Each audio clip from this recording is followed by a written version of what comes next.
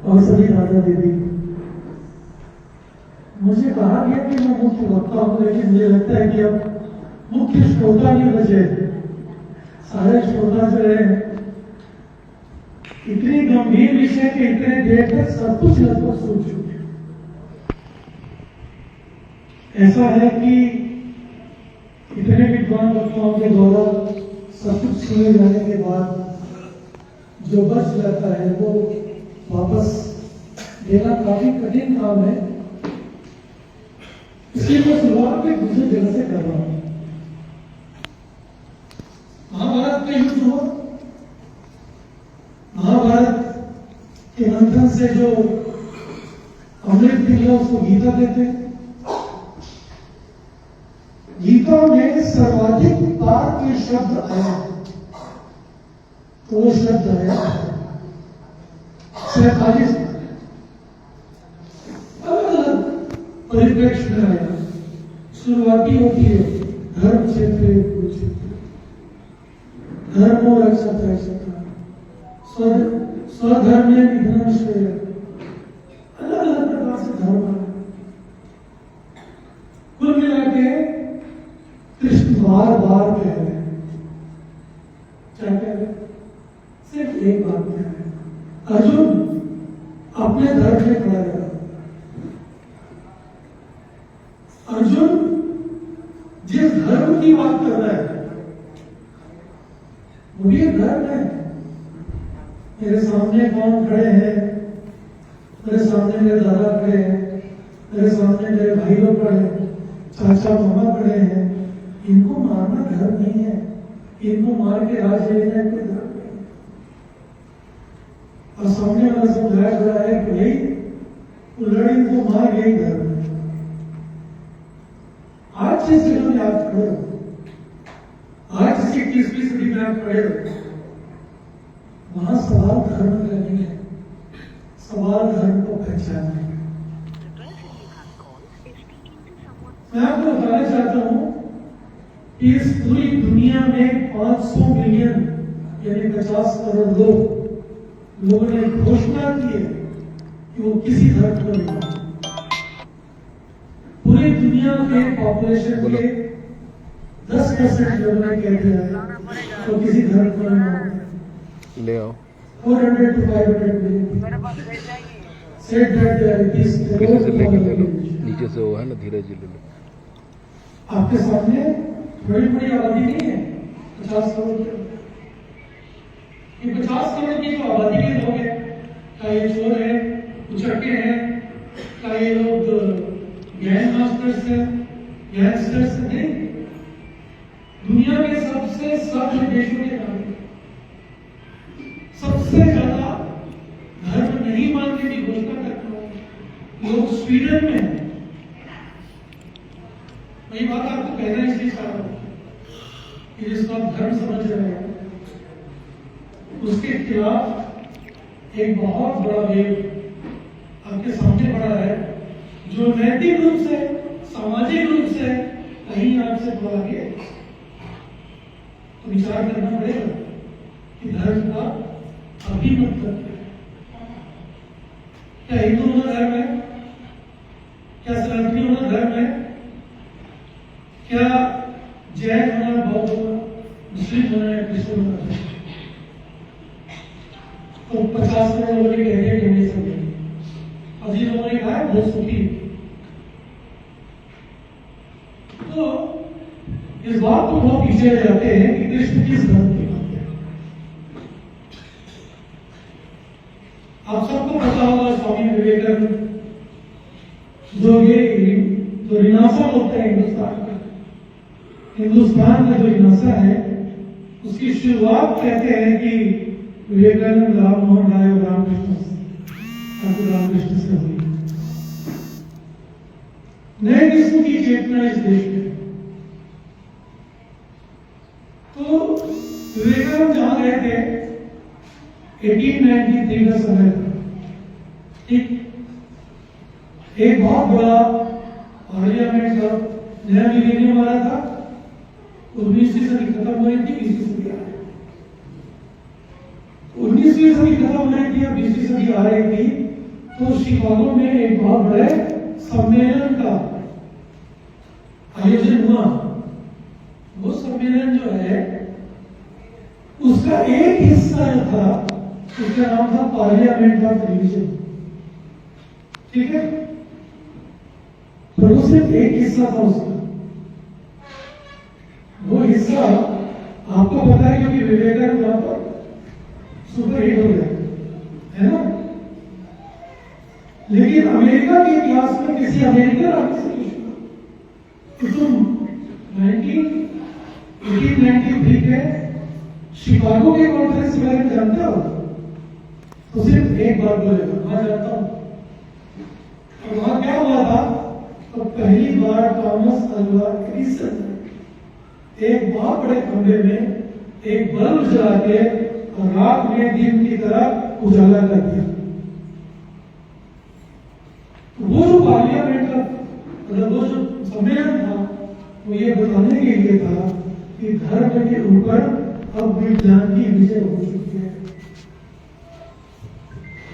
इस बात में हिंदुस्तान में कोई फर्क था, क्योंकि आप बिल्कुल जैसे विवेकानंद का नाम आता है आप आगे दिखना बंद हो जाते।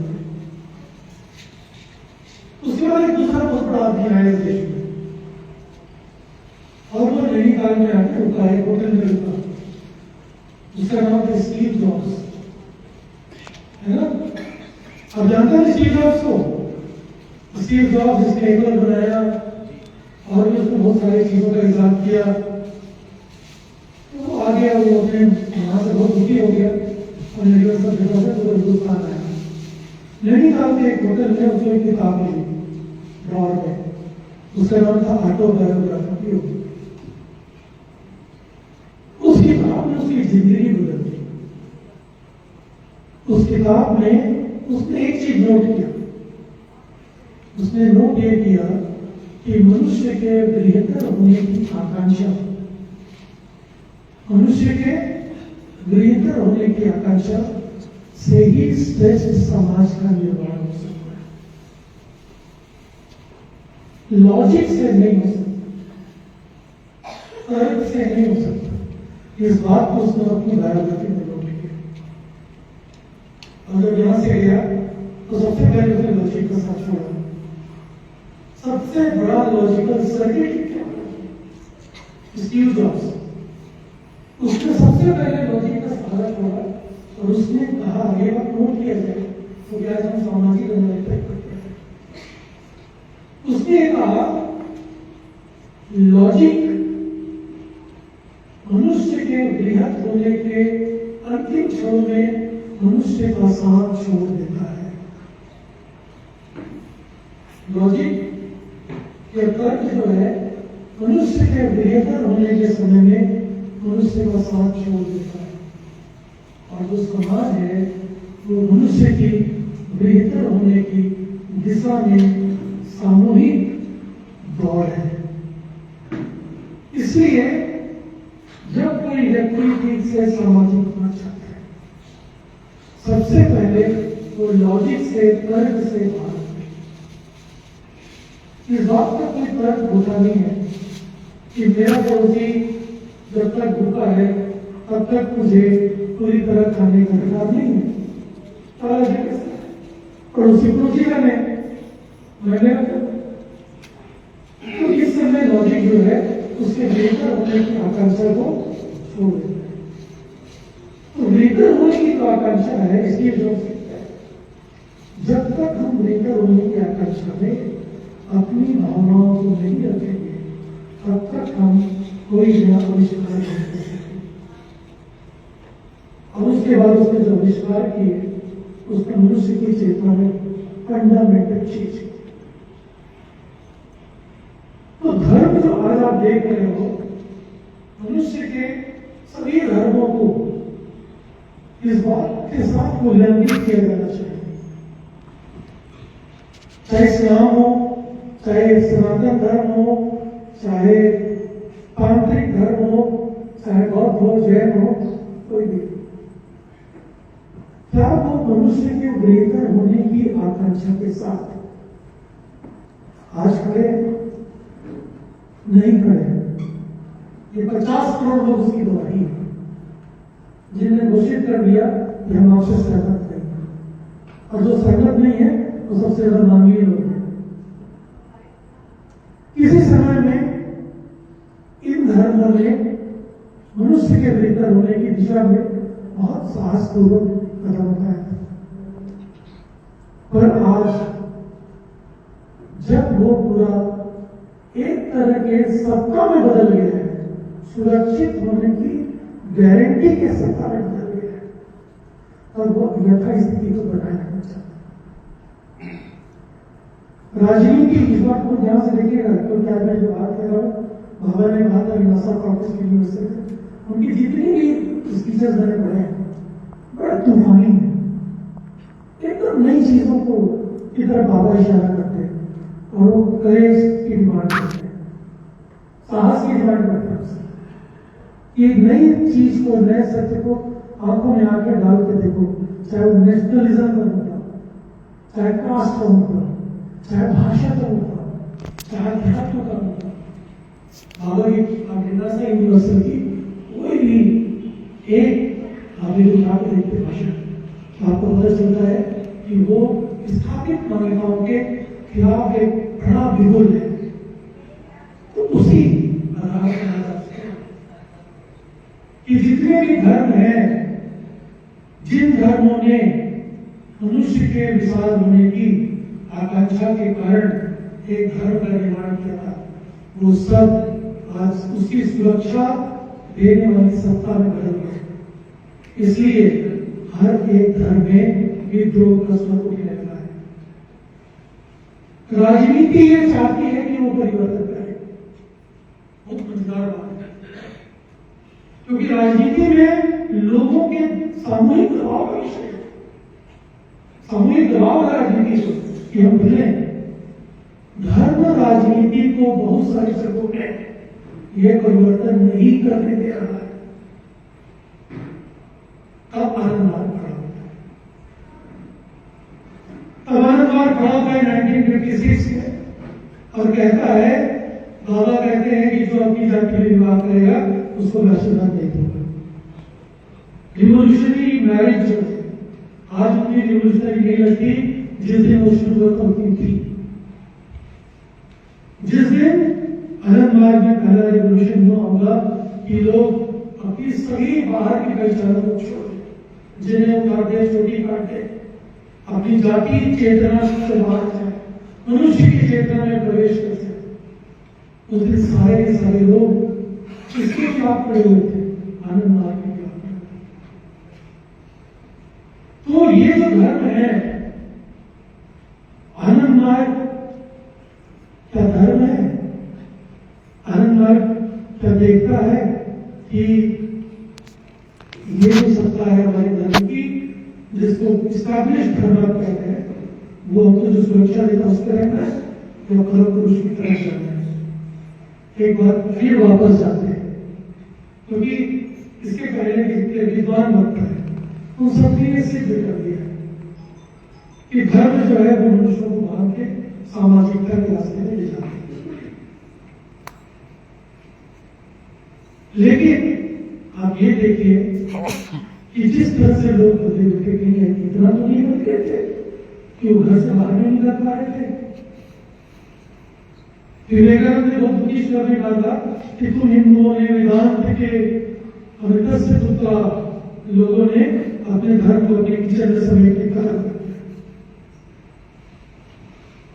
ठीक है, ये काम हर आदमी करता है जो नया धर्म चलाता है, और नया धर्म कोई चलाता नहीं, केवल धर्म की स्थितियों को मनुष्य की चेतना में नहीं होने में भूल खाते बैठे दिए, उसको झाड़ उसके सामने कर दिया।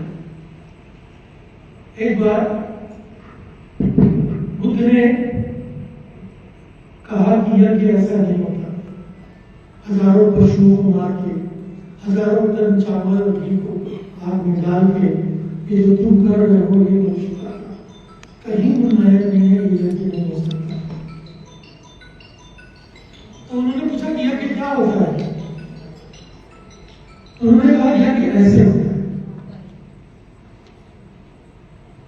जब उन्होंने बताया ये कि कैसे होता है तो उसमें वही सब बातें की कि जो आदमी सत्य बोलता है, जो चोरी नहीं करता, जो बच्चों और स्त्रियों की सुरक्षा करता है, इत्यादि 16 बातें होती है। आखिरी बस जो नहीं था वो बहुत महत्वपूर्ण था। एशो धर्म सनातन, यही सनातन धर्म है। तो बुद्ध से पूछा किसी ने, तुम कैसे जानते हो? कश्यप नाम के ब्राह्मण ने ये प्रश्न पूछा, बुद्ध तुम कैसे जानते हो? एशो धर्म सनातन कैसे? तो बुद्ध ने मुस्कुराते हुए उत्तर दिया, इसके अनेक जन्मों में मैं ब्राह्मण था, ये सब काम कर चुका। बुद्ध जाते हैं, बुद्ध के बाद शंकराचार्य आते हैं। शंकराचार्य जैसे बातें कही चालू की और बौद्ध एक एक करके पराजित होते गए। तो बुद्ध बौद्धों ने क्या कहा, ये प्रच्छन्न बुद्ध है, कह रहा है बुद्ध की बात, लेकिन दूसरी तरह से कह रहा है। तो मैंने एक बहुत बड़े वैज्ञानिक से पूछा कि शंकर को प्रच्छन्न बौद्ध कहते हैं, तो उन्होंने बोला कि देखो ऐसा है, बुद्ध को भी प्रच्छन्न वैदिक कहते थे। यानी धर्म की जो धारा होती है कभी टूटती नहीं। कृष्ण बार बार अर्जुन को याद दिलाते कि धर्म की धारा तो टूटती नहीं। बार बार मैं आता हूं, ग्लानिर बहुत की बात है, यदा यदा ग्लानिर बहुत अभ्युत्थानं धर्मस्य तदात्मानं सृजाम्यहम्। तब मैं आता हूं, और जब आता हूं तो समाज की सारी चीजों को तोड़ फोड़ के, छिन्न भिन्न करके, मनुष्य को मुक्त करके एक नए धर्म की रचना कर, और तब एक विप्लवी धर्म पैदा होता है। और ये विप्लवी धर्म जो है वो हमारे युगांतरकारी चिंतक परम पुरुष श्री श्री आनंद मूर्ति ने हमारे सामने आदर्श एक प्रस्ताव, ये अगर मार्ग की भावना है, साथ में दौड़ना है। अब हाईवे में दौड़ रहे, पहले तो बेटी में दौड़ रहे थे, तुम्हारे नियम अलग थे। अब साथ में दौड़ रहे, हाईवे दौड़ रहे, आने वाले मनुष्य साथ में अंतरिक्ष में दौड़ के नियम तो होते, तो दौड़ के नियम बदलेंगे तो क्या क्या चीजें बदलनी चाहिए। तो फिर बाबा कहते हैं जो मनुष्य दोनों समस्या मृत्यु काल में उसकी मदद, ये है नई दौड़ के नियम, सुप्रीम कमांड। और यदि आप इसको चलोगे तो आप एक नए समाज के, तो समाज में एक दृढ़ व्यक्ति के द्वारा दिखाए गए रास्ते में लगातार चलना, एक नए समाज का निर्माण करना, और एक नए समाज में एक क्रांतिकारी ताकत के साथ जो पुरातनवादी विचार है उनको चोट पहुंचाना, उनसे निरंतर संघर्ष करना, उनको बदल डालना, ये आनंद मार्ग की समाज है। मेरे विचार से आज आप लोगों ने जो कहा, मैं यही कहना चाहता हूँ, आनंद मार्ग धर्म को एक नए स्वरूप में देखता है, जहां दो व्यक्तियों के बीच में जाति, भाषा, धर्म, वर्ण, ये कोई कुछ भी मनुष्य होना ही उसके लिए पर्याप्त है, परम पुरुष को पाने के लिए इस विश्वास के साथ जितने होते हैं उनका समाज नया समाज बनेगा। यम नियम उनके आचार विचार होंगे, साधना उनकी गति होगी, और वो समाज मनुष्यता को आगे बढ़ जाएगा। धन्यवाद।